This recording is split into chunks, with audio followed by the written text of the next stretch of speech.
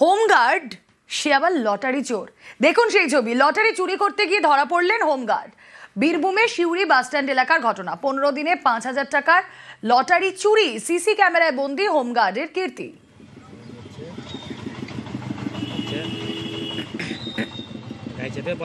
Daily 300, 400, 500 টাকা করে ticket চুরি হচ্ছে। আমি বললাম কে লিখে, আমি কালকে একটু পেচ্ছাপ করতে গেলাম, দেখি 2 পিন টিকিট, আমার 350 টাকার টিকিট নেই। আমি কালকে বুঝতে 100% শিওর হলাম যে উনি নিচ্ছেন।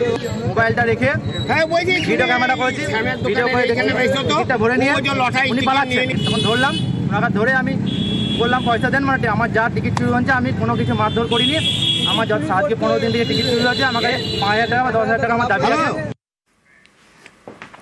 চিটফান্ড খুলে কোটি কোটি টাকার প্রতারণা। 2 বছর ধরে অফিস খুলে জালিয়াতি।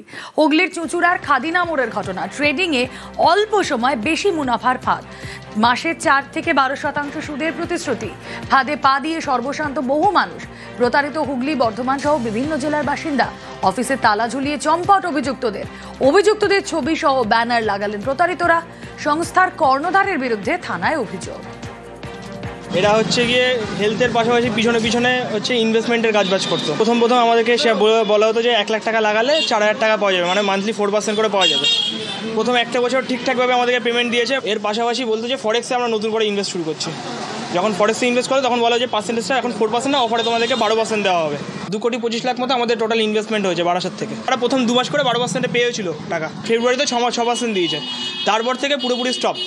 নিকাশি সমস্যায় জেরবার হাসপাতাল, আর এই সমস্যা মেটাতে নতুন নিকাশি নালা।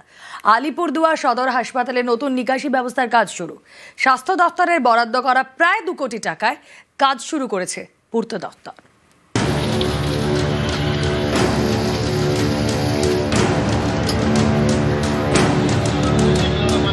আলিপুরদুয়ার সদর হাসপাতাল সরকারি হাসপাতাল, প্রতিদিন হাজার হাজার রোগী।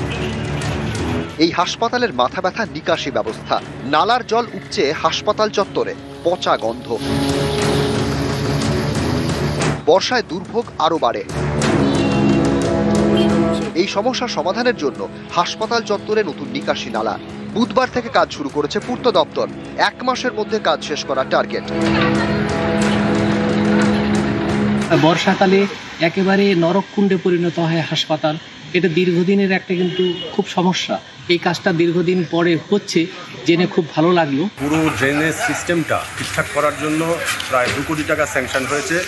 তার টেন্ডারও হয়ে গেছে, কাজও শুরু হয়েছে। এই কাজটা হয়ে গেলে আমাদের যে ড্রেনেজ সিস্টেমের যে সমস্যাটা ছিল, ওয়ার্ডে জল ঢুকে যেত, ড্রেন ব্লক হয়ে থাকতো, সেই জিনিসগুলো অনেকটাই সমাধান হয়ে যাবে বলে আশা করি। এক সময় ছিল প্রাথমিক স্বাস্থ্য কেন্দ্র, এখন আলিপুরদুয়ার সদর হাসপাতাল। হাসপাতালের নোংরা জল এই নালা দিয়ে বেরোয়। নালা বুজে গিয়ে কয়েক বছর ধরে সমস্যা। এই সমস্যার সমাধানে নতুন প্ল্যান পূর্ত দপ্তরের। হাসপাতালের পুরনো নিকাশি বন্ধ করা হবে। নতুন নিকাশি নালা তৈরি হবে মাটির নিচে। হাসপাতালে নোংরা জল পাইপের মাধ্যমে মাটির নিচ দিয়ে গিয়ে পড়বে শহরের হাই ড্রেনে। হাসপাতাল চত্বরের যে পুরনো ড্রেন, সেই ড্রেনের তলায় বিভিন্ন রকম ইলেকট্রিক্যাল ওয়্যার, বিভিন্ন পিএইচির পাইপলাইন, এই সমস্ত কিছু থাকবার ফলে এখানে জল নিষ্কাশনী ব্যবস্থাটা একটা পূর্ণাঙ্গ রূপে গড়ে ওঠেনি। ফলে এই সমস্যা কাটানোর জন্য এই প্রথম জেলা হাসপাতালে একটা মাস্টার প্ল্যান তৈরি করে জল নিষ্কাশনী ব্যবস্থা গড়ে তোলার কাজ শুরু হয়ে গেল। তার জন্য আমি বাংলার মুখ্যমন্ত্রীকে ধন্যবাদ জানাই। আলিপুরদুয়ার থেকে রাজকুমার কর্মকার, নিউজ 18 বাংলা। যে খবরের দিকে নজর রাখবো এবার আমার বাংলায়। জীবিতকে মৃত দেখিয়ে জমির মালিকানা বদল। 1 বার নয়, 2 বার। চাঞ্চল্যকর অভিযোগ নদিয়ার চাপড়ায়। বিষয়টি খতিয়ে দেখার আশ্বাস দিয়েছে ভূমি ও ভূমি সংস্কার দপ্তর।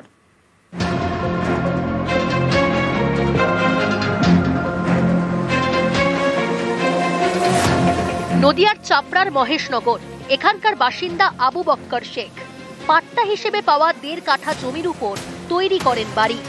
সম্প্রতি জানতে পারেন জমিটি তার নামে নেই, অন্যের নামে হয়ে গিয়েছে। অভিযোগ, আবু বক্করকে মৃত দেখিয়ে জমির মালিকানা নিজেদের নামে করে ফেলেছেন তারই 2 ভাই। যে জমিতে বাস করি, এই 200 সম্পত্তি আমি চেক করে দেখছি যে আমার স্ত্রী, আমার বৌমা আর 2 ভাইয়ের বউ তাদের নামে হয়ে গিয়েছে। আমি বেঁচে আছি, আমার মৃত্যুর সাথে ওয়ারিশ সার্টিফিকেট দিয়েছে। সে 2 চলে দিয়ে আমার 2 ভাইয়ের বউ, মানে আমার 2 ভাই সার্টিফিকেট বের করিয়ে সেই সোর্সে ওই জমি অবাধ হয়ে ভাইয়ের বউরা আমাকে মেয়ের দিয়ে রেজিস্ট্রেট করেছে। জমির মালিকানা বদল, অভিযোগ স্বীকার করে নিয়েছেন আবু বক্করের ভাইপো। তার দাবি 3 ভাইয়ের মধ্যে জমি ভাগ হওয়ার কথা, কিন্তু 2007 সালে 2 ভাইকে মৃত দেখিয়ে জমি নিজের নামে করে নিয়েছিলেন আবু বক্কর। এবার তাকেই মৃত দেখিয়ে জমির মালিকানা বদল। 2022 সালে ঘর করতে গিয়ে দেখে ওই জমিটা থাকার কথা 3 ভাইয়ের নামে, কিন্তু জমিতে কি জমি নেই।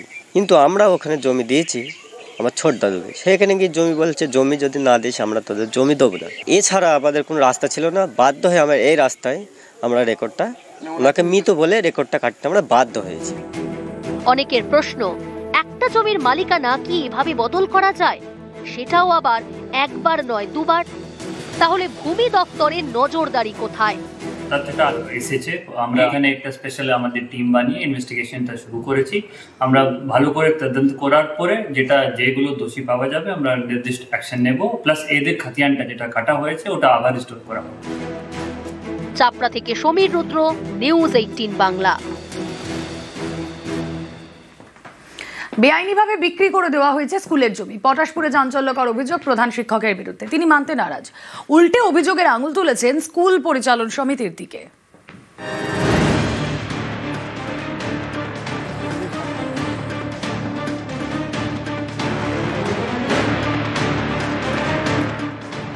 এটা স্কুলের জমি, সব মিলিয়ে প্রায় 1 বিঘা। এই জমিটাই বিক্রি হয়ে গিয়েছে। অভিযোগের আঙুল প্রধান শিক্ষক নিশিকান্ত ধারার দিকে। পূর্ব মেদিনীপুরের পটাশপুরে ধকড়া বাঁকা দেশপ্রাণ শিক্ষানিকেতন। 1971 থেকে পথ চলা শুরু। আগে ধকড়া বাঁকা এলাকায় ছিল স্কুল। 2012 সালে ভগবানপুরে তৈরি হয় নতুন স্কুল বিল্ডিং। তখন থেকে সেখানেই চলে পড়াশোনা। 2022 সালে স্কুল পরিচালন সমিতি জানতে পারে ধকড়া বাঁকা স্কুলের প্রায় 1 বিঘা জমি বিক্রি হয়ে গিয়েছে। অভিযোগ, এই কাজ করেছেন প্রধান শিক্ষক। তার বিরুদ্ধে দুর্নীতির অভিযোগ তুলে স্কুল শিক্ষা দপ্তরে চিঠিও দেয় স্কুল পরিচালন সমিতি। এবার চিঠি দিয়েছে নবান্নে।